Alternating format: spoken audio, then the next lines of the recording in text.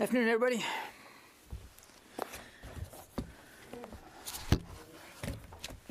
Okay, just a couple of things off the top here. Just to give you a quick update, I think some of you have been tracking this. The USS Nimitz Carrier Strike Group is departing the Central Command area of responsibility, and they'll be now supporting the U.S. Indo-PACOM area of responsibility.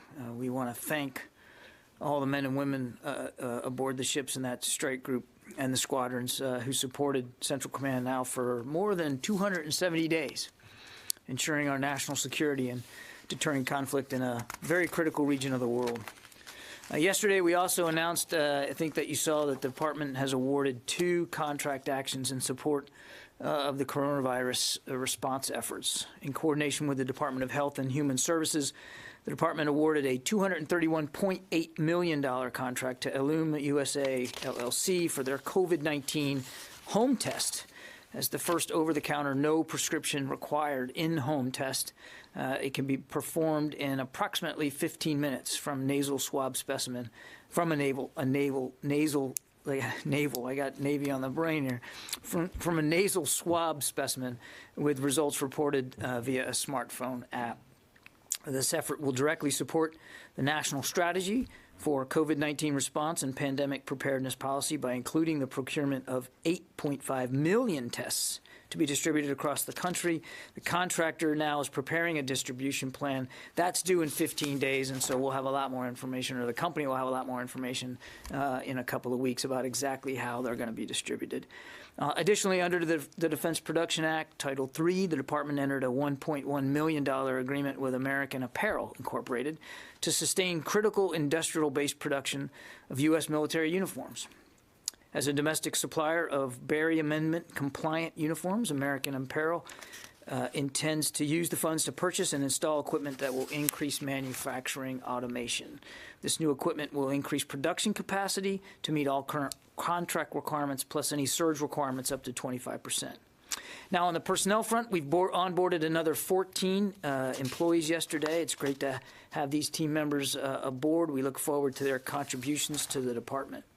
Among the new arrivals were Mika Oyang, Deputy Assistant Secretary of Defense for Cyber Policy, and Brent Woolfork, who will be the Deputy Assistant Secretary of Defense for House Affairs.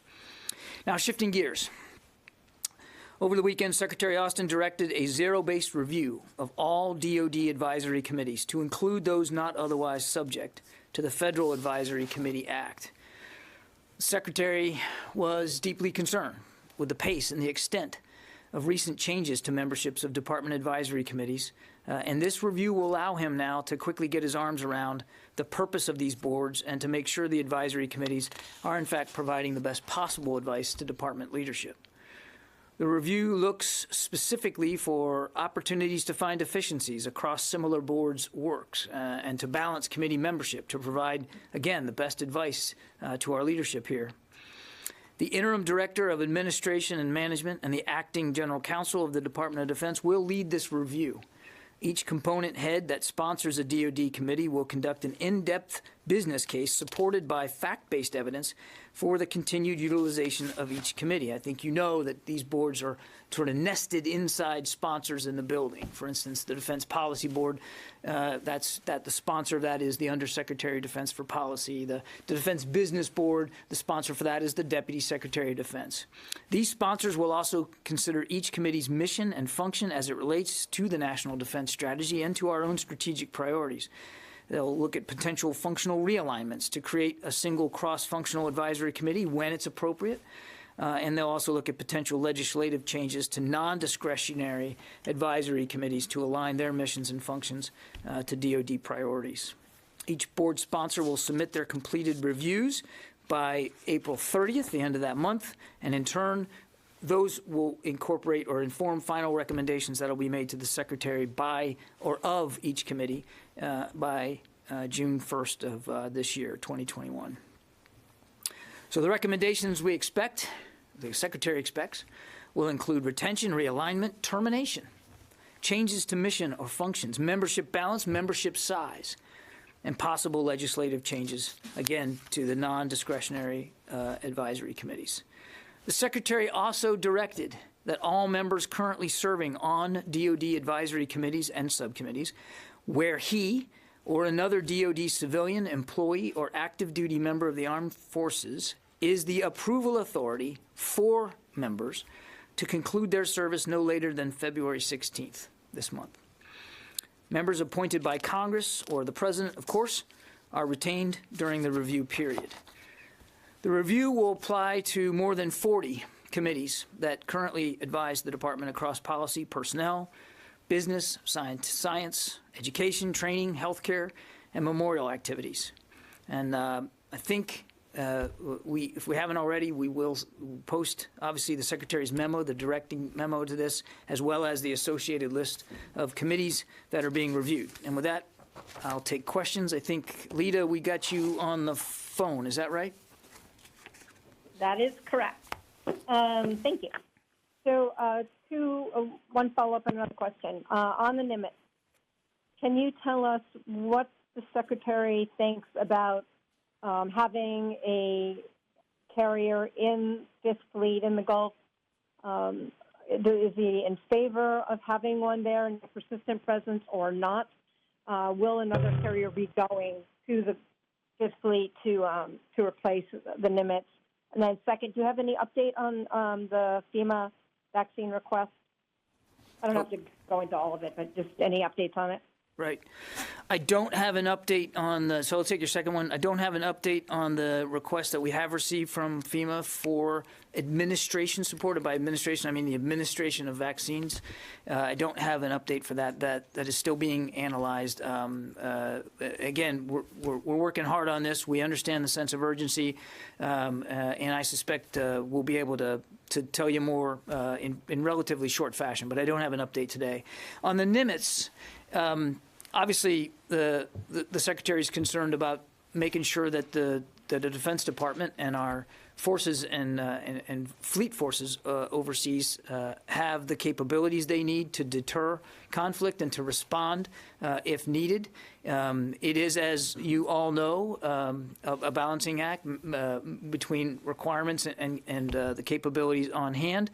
The Secretary believes that that we have a robust presence in the Middle East to respond. It's a constant discussion that he has with the Central Command Commander, as well as the combatant commanders in other parts of the world, to properly meet those requirements and to balance the risk.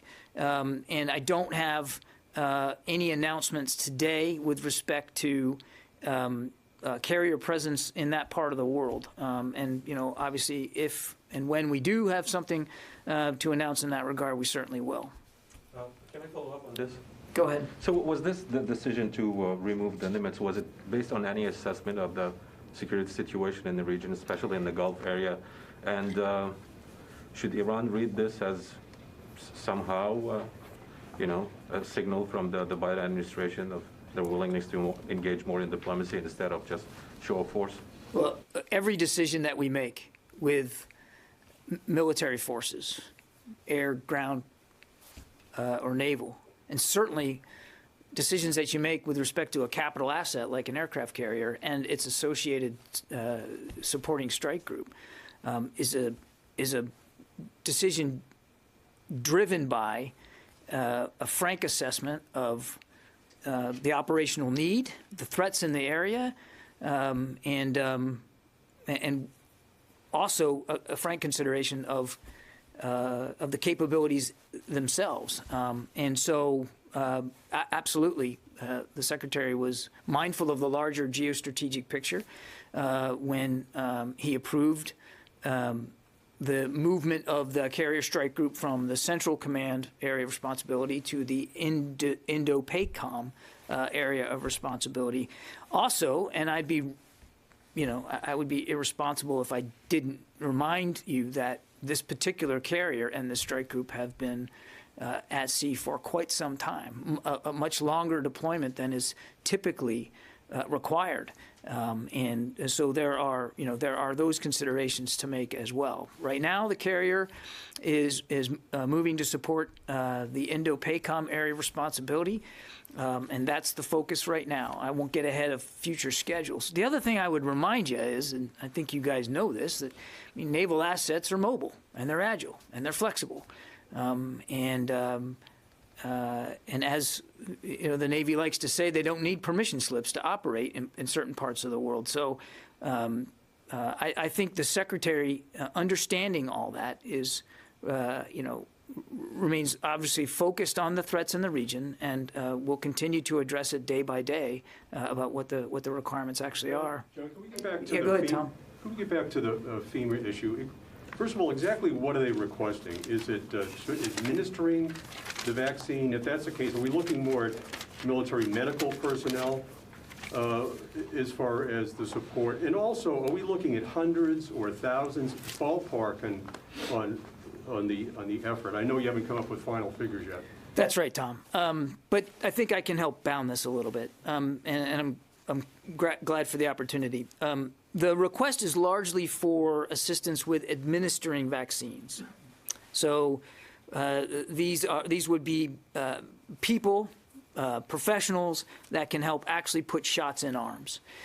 So following that, you can imagine what we're looking at is a blend of clinical and non-clinical personnel to do that. And I'm reticent to get into specific numbers because we're still working our way through this. As for total numbers, I mean, again, I'm reluctant to put something on the wall here because the analysis is still going on. But I would, I think it's safe to assume that we'd be talking in the thousands eventually.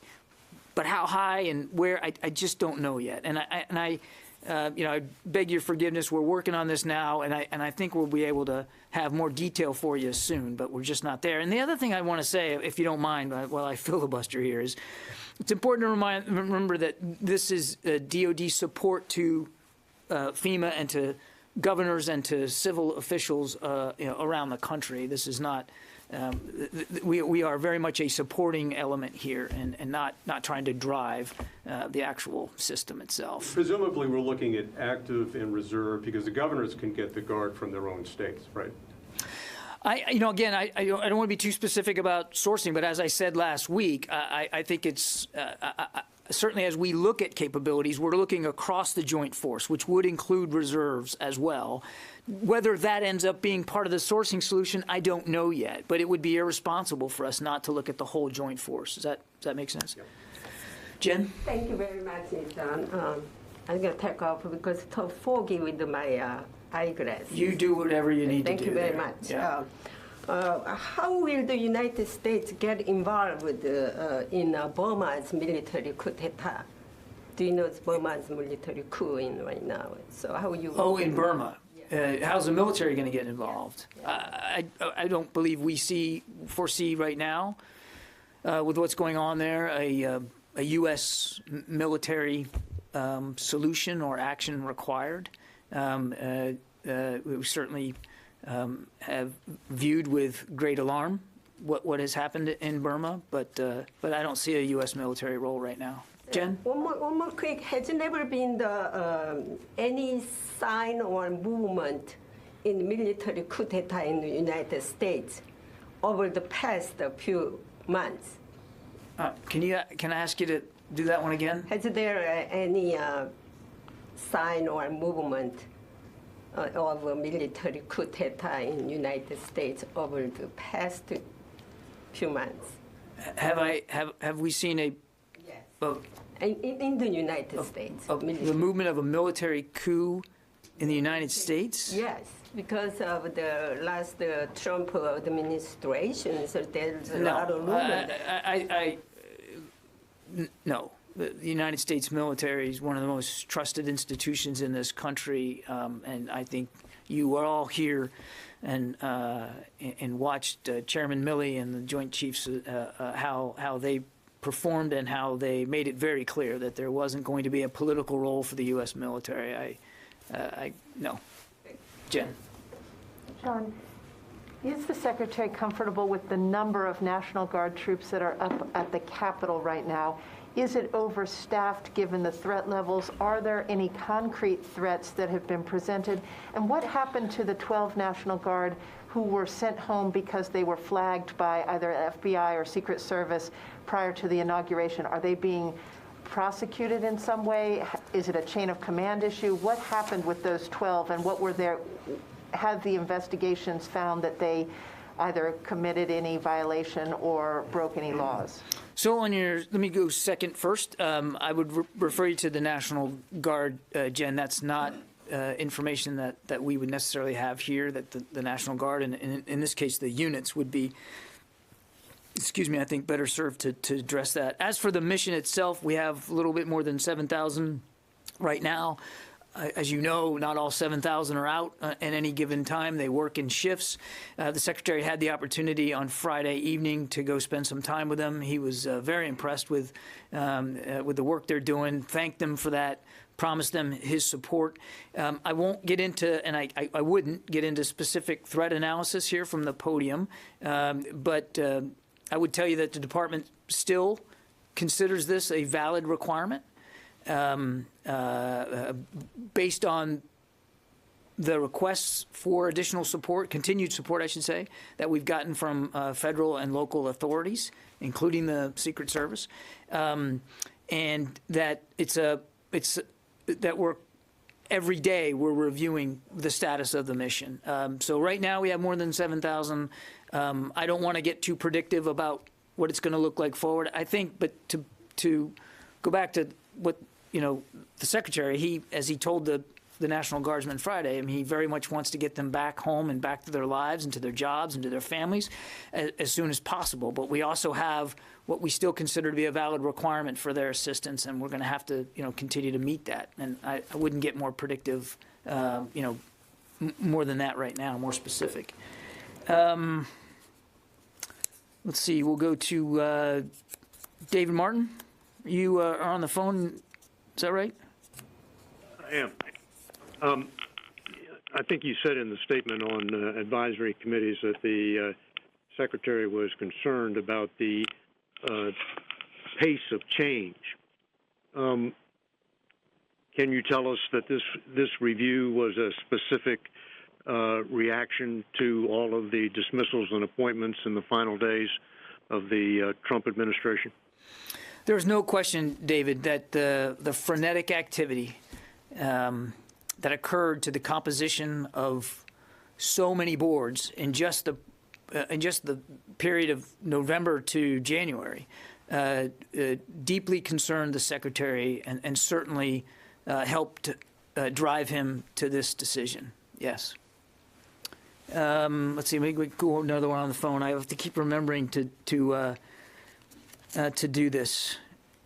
Tony Capaccio. Hi, John. I have a quick question closer to home on recusals.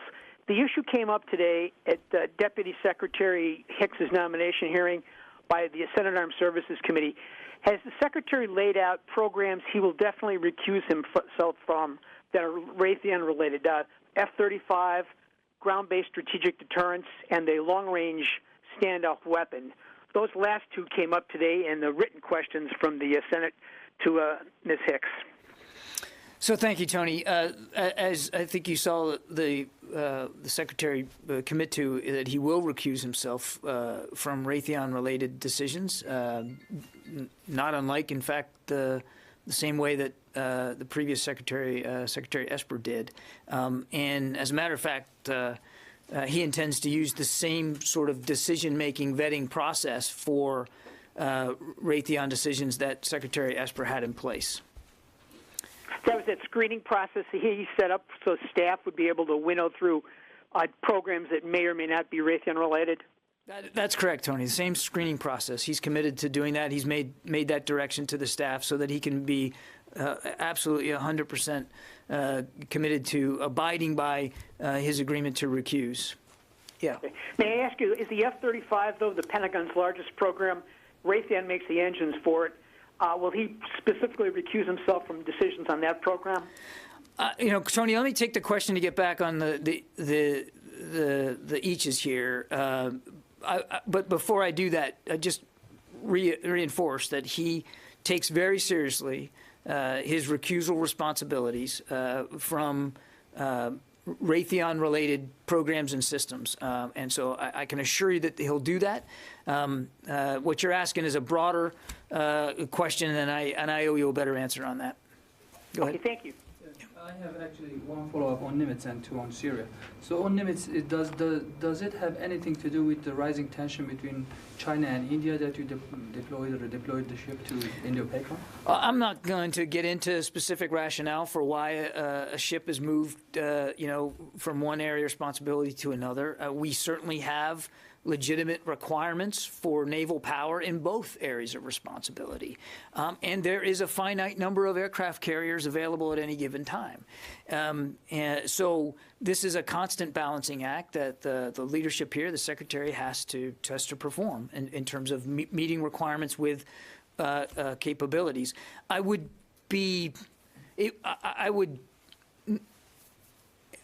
not characterize this as a response to a specific issue or event or public comment by a leader here or there. It is very typical for us to move naval assets from one area of responsibility to another to meet a plethora of different missions. Sometimes it's just training. Sometimes it's transit from one place to another. In this case, the Nimitz is at the end of a very, very long deployment. So I wouldn't read too much into that. But that's the justification. And you had another question? Yeah, on Syria, there have been several terrorist attacks in northwest Syria on civilians, and State Department yesterday, of course, condemned those attacks. But Turkey has been accusing YPG for those attacks, and YPG is the leading force of SDF, which is supported by the United States. So would you rule out that YPG is somehow behind those attacks? I'm not familiar with the operational assessments on this, and I'd refer you to the State Department. That's not really something that would be in our purview at the U.S. military to talk about. We'll go back here, and then I'll go to another one on the phone. Go ahead. Okay, thank you very much. I want to ask you about the negotiations on a new cost-sharing agreement for hosting the U.S. troops in Japan and South Korea. The previous administration said the cost-sharing agreement was not fair to the U.S., and they said that the ASEAN allies should assume greater share of the burden. What is your position on this issue? Do you think that ASEAN allies should spend more for U.S. troops? Thank you. I don't. Right now, we're, I think, looking at, as I said last week, a sort of a global posture review. We're in the midst of taking a look at our force posture around the world and the contributions that we're making. So I'm not prepared to give you a specific answer to that right now. The Secretary certainly looks forward to discussing with our partners in the Pacific, ASEAN members as well. You know that's an important part of the world for us. But I'm not. I don't have anything to read out specifically today in terms of dollar figures in terms of cost sharing. The only thing I would say, writ large, is that the Secretary remains committed to reinvigorating our alliances and our partnerships around the world and our friendships. Because as he said on day one, nobody can do this alone. We all need partners and friends. And 5 of our 7 treaty alliances are in the Pacific. I'm not suggesting ASEAN is one of those. It's not. But my point I'm trying to make is that we have many partners and allies in that region. It's a critical part of the world. You heard the Secretary talk about the focus that we need, the stronger focus we need to apply to the Asia-Pacific region. And I think you'll see him over time continue to bear that out with decisions and policies that we're putting in place. Let me go to the phone.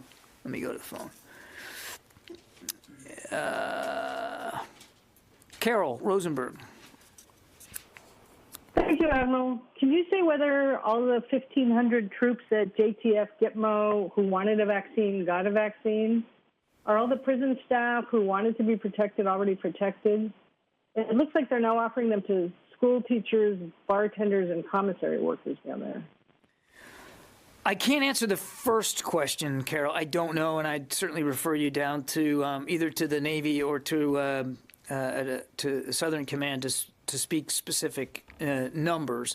I do know that they had begun the vaccination of men and women who work down at Guantanamo Bay on the base and with the JTF, and they were moving along the previous departmental vaccination schema in terms of priority. So there are certainly members of the military that have been vaccinated. And again, I'd remind you that it's a voluntary vaccine. We cannot compel it.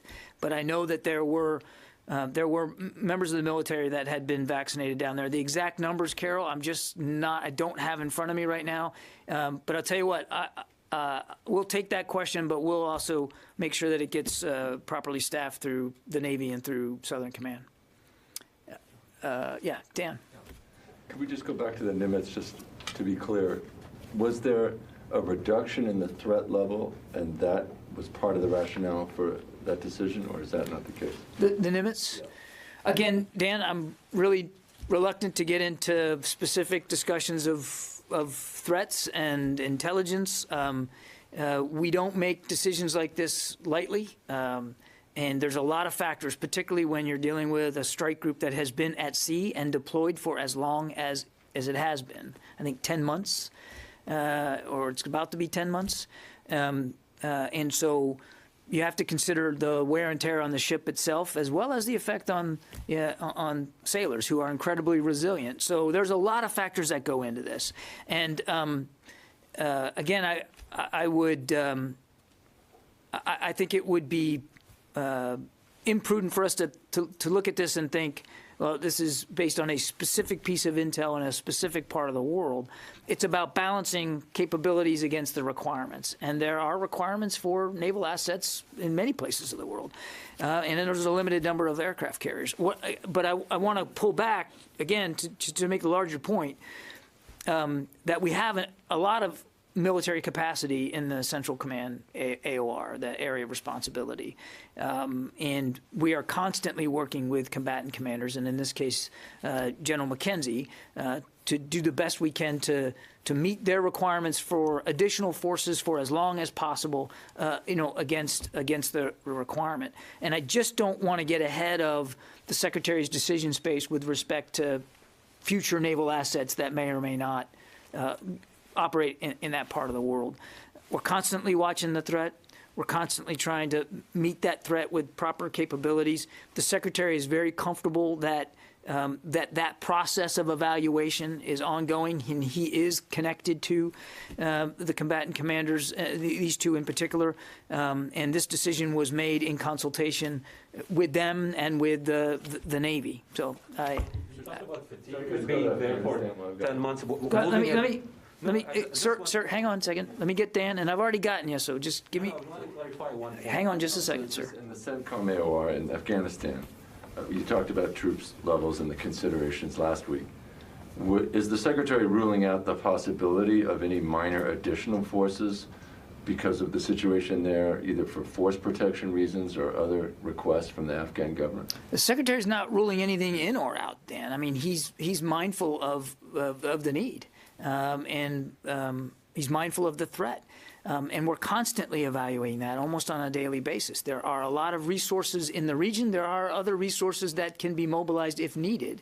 But I just don't think we're, I wouldn't want to get into the specifics of how that's being done. I want to go back to he's made this decision to allow this transfer into a different area of responsibility in consultation with both combatant commanders and with the Navy and frankly with the chairman of the Joint Chiefs as well. And his belief is that this move is in the national interest, and he's always going to fall back on that as he makes these decisions. And again, I just wouldn't want to close down his decision space in the future. And on Afghanistan, you would not rule out the idea of considering at least the idea of enlarging the U.S. footprint there to some degree? Again, I don't want to get into hypotheticals. As I said last week, any future, I don't have any future force posture decisions to read out or to announce. Future decisions about force posture in Afghanistan are going to be conditions-based. Abraham Ashley, Washington Examiner. I wondered if I could go back to the guard force posture in the Capitol. Sure. And your cooperation with FBI in support. Sure. Can you say whether or not the FBI has sent you more alerts which come when there's an arrest of service members or there's information about service members, active duty or veterans related to the Capitol riots January 6th? And also the acting Army Secretary spoke to us recently and did characterize a little bit of what the threat assessment is in the Capitol. I wondered if you could provide us an answer. Is there even a threat anymore? When you say you're going to review it on a daily basis, could you then downgrade the guard presence in the Capitol? Is that possible? Again, reticent to get into hypotheticals, so let me just try to parse this out here. I would refer you to the services for any notifications that might come from civilian law enforcement, to include the FBI, because that wouldn't come into the Office of the Secretary. That would go to the services. And I'm not aware of any additional notifications by the FBI for additional investigative work on other members. I'm just simply not aware of that, and I would point you to the services for that.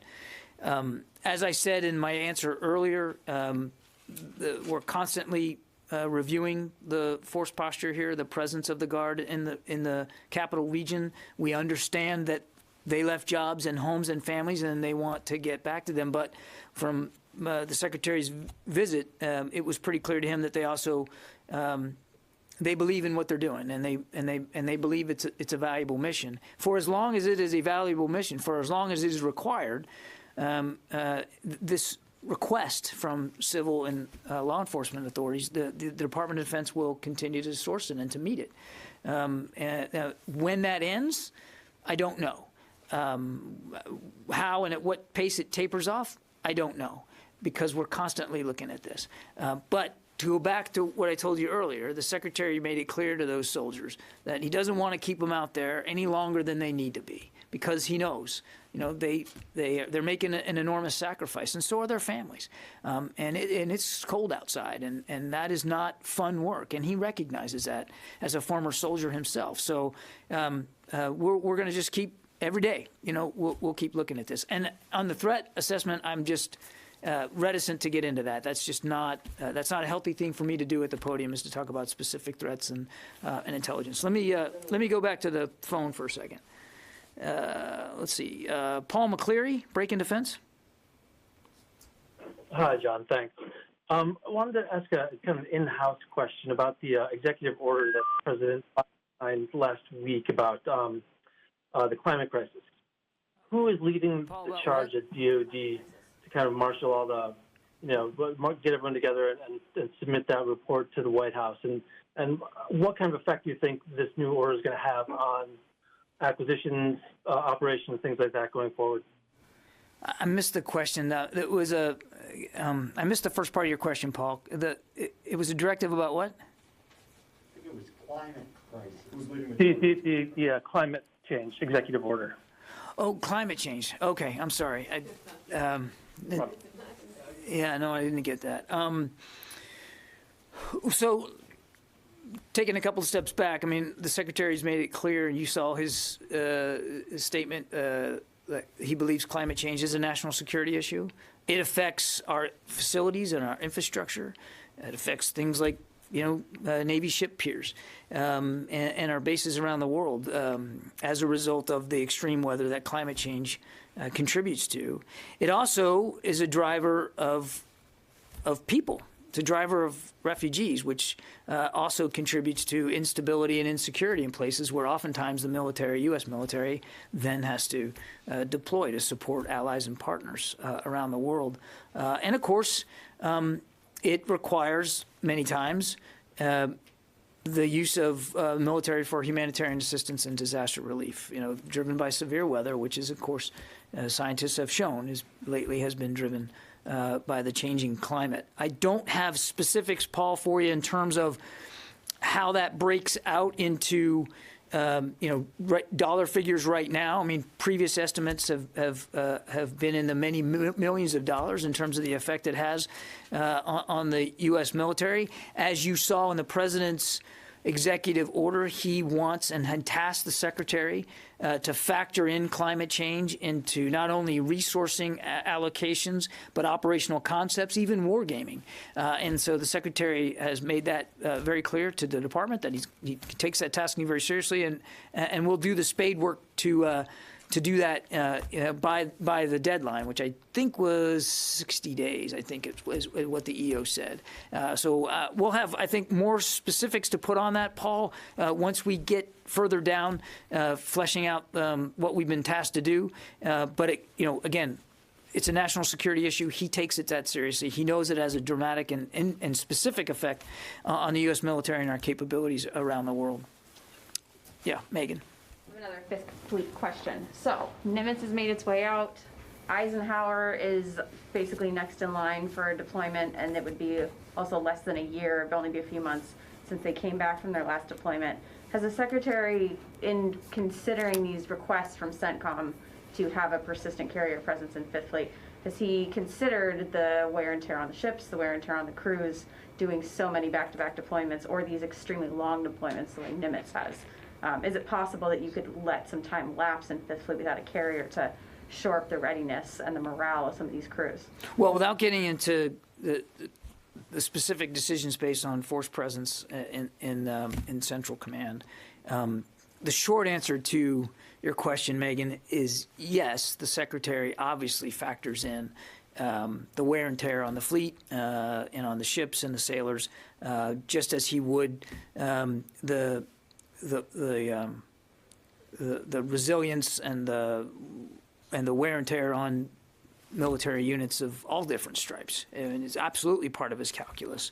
And that's why, before he makes a decision like the one that he just made, he consults with the service, in this case the Navy, and with the combatant commanders that are affected by this decision.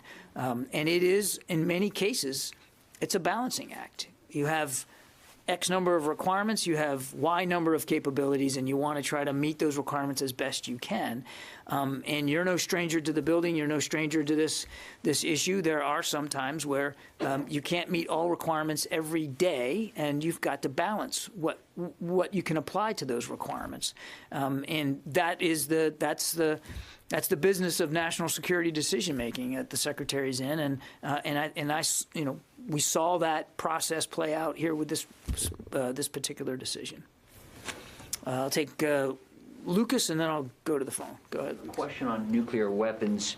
The head of U.S. Strategic Command recently said in an issue of proceedings, quote, "There is a real possibility that a regional crisis with Russia or China could escalate quickly to a conflict involving nuclear weapons."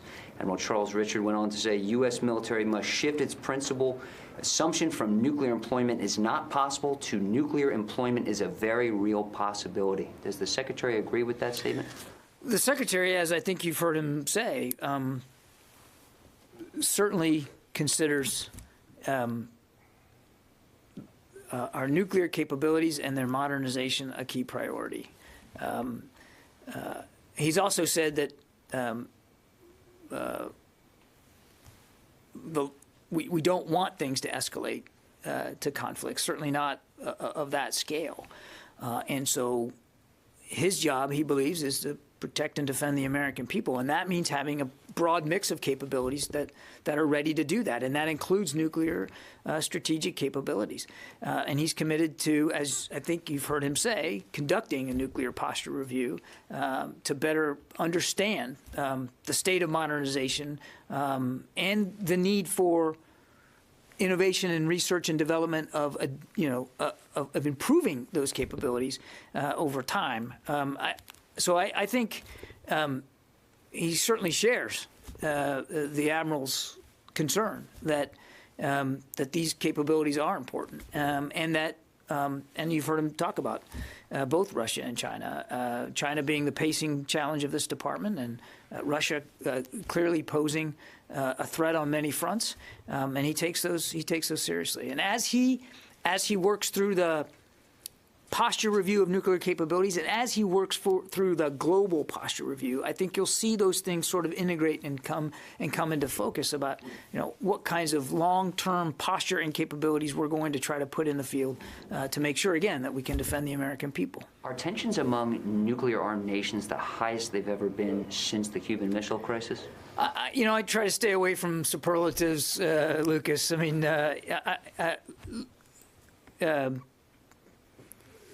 again, he views China as the biggest pacing challenge for this department.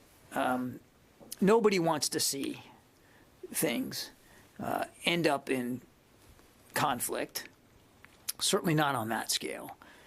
But it's his job and it's the department's job to help deter, to prevent that kind of conflict, particularly on that scale. And I would just say that that's where his head is, rather than getting into the specifics of most this or most dangerous that. Clearly, there is much work to do, and you've heard Secretary of State Blinken mention this just the other day. There's much work to do with our bilateral relations with China and with Russia. But our job here at the Defense Department is to make sure that we can protect the American people from threats. I'm going to let me go to the phone. Laura Seligman. Hi, I had a question actually about Guantanamo Bay. Can you tell me, please, who made the decision to begin vaccinating the prisoners? Was that something that was in the works in the previous administration, or was that something that the Biden administration initiated? And can you tell me why? Why what, Laura? Why was that decision initially made? What was the reasoning? So I think, as I referred to earlier, you guys know this better than me because you've been here longer than me, that the department had a vaccination plan, a schema, if you will, for phasing in the vaccination of American men and women who support the military, the workforce. Different phases. The goal being, of course, to vaccinate those that needed it the earliest and the fastest. Healthcare workers and the supporting staff to them, for instance, were right at the top of the list. And because it's a vast bureaucracy, millions of people, literally hundreds of commands around the world. Some areas, some commands move through those phases at a faster clip than others. But these phases were put into place and developed in the previous administration. And again, the focus was clearly on trying to get the vaccines to the people that needed it the most. And so, to your specific question, the vaccination plan was underway before President Biden took office, before Secretary Austin took office. That's not to impugn that decision-making process at all, but just to answer your question, that scheme was already underway and being executed. Just to follow up. Yeah, Dan. Wouldn't it be, for the sake of the health of the U.S. personnel there, wouldn't it make sense to vaccinate the inmates, the detainees? Well, the health protection of our forces remains a top priority, Dan. And I think one of the things, the main reason why we've got a temporary pause here down there is to just better understand how they move through their scheme, how they move through their phases, and just to take a look to make sure that we better understand that process. Again, as I mentioned over the weekend, in keeping with our desire to make sure that the health and well-being of our troops and their families really are foremost in mind. I think I got time for one more. Now, sir, I'll get you in the back. Go ahead. From Nippon Television. Very nice to meet you. Nice to meet you. I'd like to ask you about the Free and Open Indo-Pacific Initiative. And President Biden and the Prime Minister Suga the other day agreed on the importance of this initiative in the last phone call. Yeah. So I'd like to ask you, how does the DoD recognize the importance of this, and how do you plan to develop this, especially in order to counter China? Boy, we don't have time for me to answer that. There's a lot there. Except, let me just again reiterate the Secretary's focus on the Asia-Pacific region and the many opportunities that are there, not just challenges. Again, we have the bulk of our treaty alliances are there. We've got serious security commitments in the Indo-Pacific region that we intend to meet and to take seriously. And I think you'll see, as the Secretary gets situated and begins to flesh out what will be the first budget that he, under this presidential administration, submits here in coming months, and as he begins to evaluate the national defense strategy, and as he said in testimony, begin to flesh out what changes there might be, I think you'll see this theme come back again and again. This understanding by the department that that area of the world is vital and must remain vital. We're a Pacific power, and we have responsibilities there. I think you also heard him say, though, just so there's no question, that in the main muscle movements of the existing national defense strategy with respect to great power competition, and in particular the challenge that China poses, that he agrees with that. Okay, I'll take a couple more here. Ellie Kaufman, CNN. No, you don't have a question, or do you? I have to remember to look over here where it says question, yes or no, and that one was a no. Tara Kopp. Okay, we lost Tara. I'll take one more from in the room. Ma'am, you haven't had a question. Yes, I have two questions on Iraq, actually. On what? Iraq. Iraq, okay. The first one, if you can give us some details on that operation that killed Abu Yasser al-Aisawi last week. Was it like a joint operation between the international coalition and the Iraqi forces? So as I understand it, from Operation Inherent Resolve, it was a partnered mission. I'm not going to get into the specific tactics of what that looks like. I'd refer you to them. That really wouldn't be appropriate for me to speak to from the podium. But it was a partner mission. And the second question is the review, the strategy review that the Pentagon is conducting in Iraq, will consider the troops level there? Are we going to see a significant change of the number of troops that the U.S. has in Iraq now? I think the current level in Iraq is around 2,500. I have no changes to that to report out to you today. No decisions about force posture there have been made one way or the other. The Secretary wants to get a chance to examine the mission and the strategy there and make sure that that we are executing the right strategy, a good strategy, and that we are properly resourcing that strategy. But he is not in a position now where he can make any specific decisions one way or another. So I don't have any changes to force posture to read out to you. Afghanistan, one question? One more. Thank you Go very ahead. much. So in response to your statements last week here, Taliban basically vowed to fight U.S. troops if they remain in Afghanistan beyond next May. So the first question, do you think the U.S. has enough troops in Afghanistan to deal with such a situation? And are you willing, are you taking that risk assessment into your consideration in this review of Afghanistan, regardless of whether Taliban is basically living up to their commitments or not? Well, look, we are committed to a political settlement in Afghanistan, one that includes the Afghan government. As we've said many times, an Afghan-led, Afghan-owned peace process. And we're going to continue to support the achievement of a political settlement. No forced posture decisions have been made, and I wouldn't speculate beyond that. We have long believed that the political resolution is the best way forward, and the Secretary and the Department are committed to that. Okay, thanks everybody. You feel you have Appreciate it. enough Thank you forces? very much.